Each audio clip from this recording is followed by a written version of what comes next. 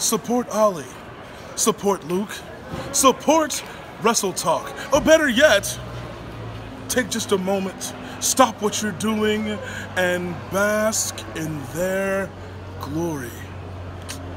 Support WrestleTalk! Hello and welcome to the WrestleTalk News. I am Luke Owen. After some reports of Triple H saying the NXT Performance Center was full, we've got a brand new crop of NXT recruits, which have been unveiled by WWE.com. Among the lineup is All-American wrestler Denzel DeJournay, Team 3D Academy trainee Monique Jenkins, former basketball player Lacey Lane, 7-foot-tall boxer Tai Shandong, Yorkshireman and former rugby player Luke Menzies, and former gymnast Stacey Irvin Jr. Also in the lineup is Io Shirai, who debuted at an NXT live event in Tokyo last month and was announced as part of the Mae Young Classic 2 in August. Also revealed is former AllIn star Deonna Purrazzo. Cody announced last week that Purrazzo was no longer going to be on the show, hinting that she had decided to sign with WWE instead. Dave Meltzer had reported that WWE might try and poach talent announced for AllIn, especially after the show sold out its 10,000 seats in under half an hour. But Purrazzo appears to be the only one who's made the jump. The Mae Young Classic Twitter account also announced Purrazzo for the tournament. Rounding out the new recruits is former WWN and PWG champion and my BFF,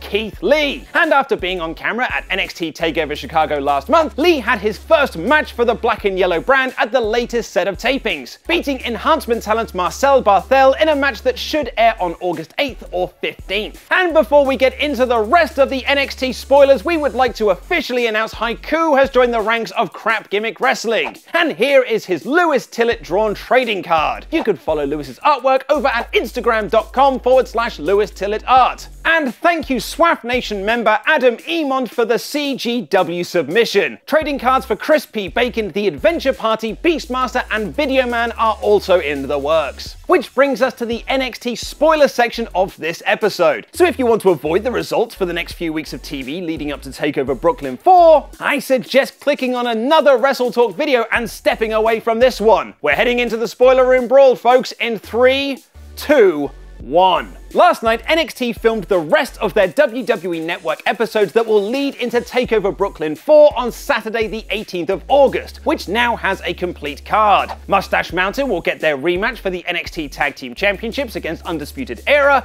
Ricochet will challenge Adam Cole for the North American Championship, Shayna Baszler defends her Women's Championship against Kairi Sane, and EC3 will take on Velveteen Dream. Also on the tapings, Tainara Conti defeated Vanessa Bourne to qualify for the Mae Young Classic 2, Street Profits entered into a feud with the Mighty, and a feud between War Raiders and Undisputed Era was teased after they saved Ricochet from a 3-man beatdown. Cassius Ohno also won a match, so that's pretty newsworthy. Which brings us to the NXT Championship match at TakeOver Brooklyn 4, and, well, it's certainly interesting. In a match that will air next week, Tommaso Ciampa defeated Aleister Black to win the NXT Championship. Not only is this Ciampa's first singles title in NXT, it's Black's first loss in a singles match. According to the Cage Side Seats report, the closing stretches of the match featured a referee bump on the floor and a run-in from Johnny Gargano that saw him attack both men. Later in the tapings, Ciampa cut his first promo as champion when he was interrupted by Black and attacked by Gargano, leading to Aleister laying out Johnny Wrestling with the Black Mass. A match between Black and Gargano went to a no contest, and William Regal announced that at NXT TakeOver Brooklyn 4, it will be a triple threat match for the NXT Championship between Tommaso Ciampa, Aleister Black and Johnny Gargano. Myself and Ollie Davis get into a heated disagreement about former NXT champion Andrade Cien Almas's push on the SmackDown Live review of Wrestle Ramble, which you can watch right now by clicking the video on screen. I've been Luke Owen, and that